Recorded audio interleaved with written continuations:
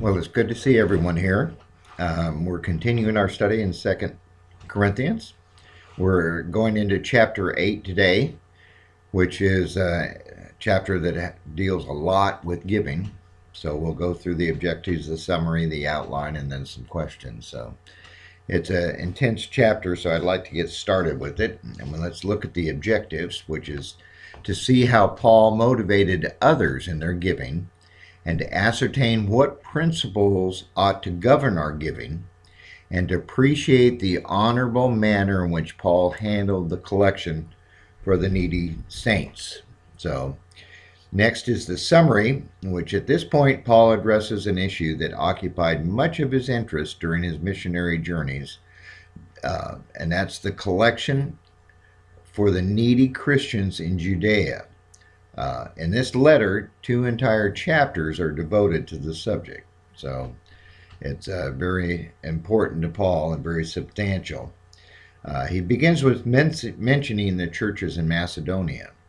Despite a great trial of affliction in their own deep poverty, their abundance of joy and their eagerness to participate in this ministry resulted in great liberality. That's the first 5 verses.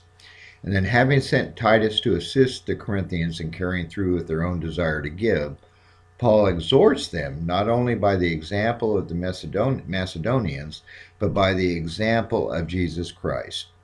And since it is their advantage that they complete which they began a year earlier, Paul reminds them of the principles that ought to govern their giving.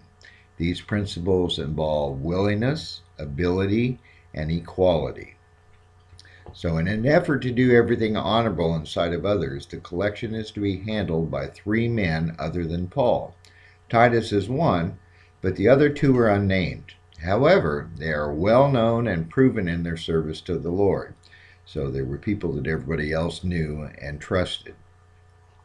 Paul encourages the Corinthians to demonstrate that these men, and to the churches the proof of their love in this collection, and that Paul's boasting about the church in Corinth was not in vain. So let's get into the outline of the chapter. And it starts out in the first 5 verses dealing with Macedonia's example of giving. They were afflicted and poor, but they abounded in liberality. God's grace was bestowed upon the churches of Macedonia. Despite the affliction and deep poverty they had, there was an abundance of joy, and their poverty abounded in riches of liberality. So next is Paul's observation of their giving. And that's the first observation, was that they gave beyond ability. And they gave willingly, and they implored Paul to accept their contributions, and they were beyond Paul's expectations. They gave themselves first to the Lord and then to Paul as God had willed. So their giving was extremely impressive to Paul and very appreciative by Paul. And next is Paul's exhortation to the Corinthians, and that was to abound in this grace. Paul was sent there to complete this grace in them. And as they abounded in many other things, Paul encourages them to abound in this also.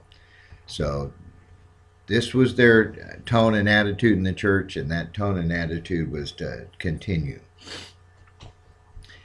They were to be motivated by the examples of others, not by commandment, but the example of others. Paul seeks to test their love. Remembering the example of Jesus, through whose poverty we became rich. And it also is to complete what they had started. It was to their advantage to complete what they started a year before, so it is not only a desire to do it, but a completion of it as well. When we set out to do something and end up not being able to complete it, it's very frustrating and oftentimes discouraging. So he wanted them to complete this mission and to give willingly and according to ability. They must first have a willing mind, and then it should be according to what one has. So you don't just, you think about how much you have and how much you owe, should give back to the Lord, was the concept.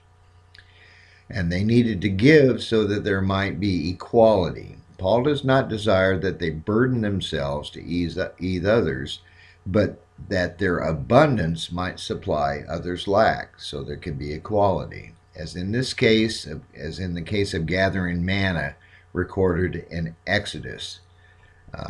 Remember when they were told just to take what they needed, and that worked well. And when they took more than they needed, that went bad almost immediately. So they were just told to give what they need. The messengers administering to the collection. Paul could see that God put earnest care for the Corinthians in Titus's heart, for he not only accepted the encouragement to go, but he went on his own accord. And then a brother whose praise is in the gospel. This person is not mentioned by name, but whose praise was known by all the churches, chosen by the churches to travel with Paul, so that none would question Paul's handling of the collection. And this is the reason that we are so open with how the money that's given is spent and how it's used. This is not something that to keep anybody from wondering what they're doing with the money. We have our weekly budgets, or our weekly statements or monthly statements that we put out also, or quarterly. I think it's every quarter we do it here. But anybody has any questions, all they have to do is ask, and we're right up front on telling how the money is spent. So next is a brother who often proved diligent in many things. Also not mentioned by name, but was well proven, known for his diligence. He was diligent in the view of Paul's confidence in the Corinthians. This is the second one. And then the summary comments about these three men.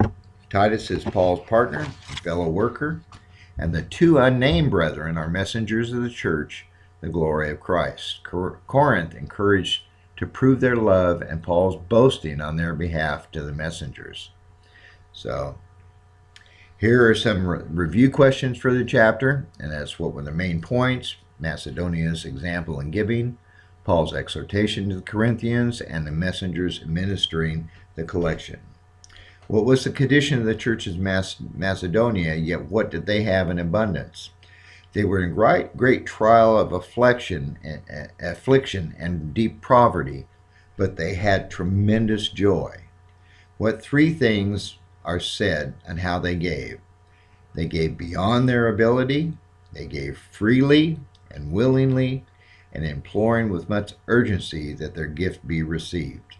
So how did they go beyond Paul's expectations? By giving of themselves first to the Lord and then to others.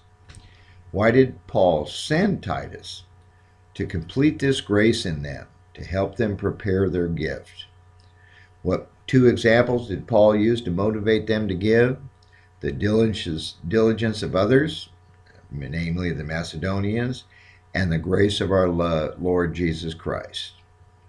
Then, what three guidelines did Paul give to govern them in giving? There must be first a willing mind. It is to be according to what one has, and the idea is equality. Number 8, what three men were sent to administer this collection? Well, Titus was one, and then the next one was a well-known brother whose praise is in the gospel, not named, and the other one is unnamed, but this is a brother who had often proved diligence in many things. So these were two well-known, reputable, well-trusted, and well-respected. Number 9, why were these men handling the collection and not Paul? And that was to avoid possible blame, to prove things honorable in the sight of the Lord and men. This is just something to be upfront with everything so that there would be no question. And question number 10, what did Paul want the Corinthians to show to these men and to other churches? He wanted them to show proof of their love, and that Paul's boasting of them. So he just wanted them to be the best they could be and an example for others. So that's chapter 8. We'll be doing chapter 9 next week. And again, this study in 2 Corinthians is something that's extremely appropriate for us today. Thank you for your attention and your listening to the message, and have a blessed evening. Good night.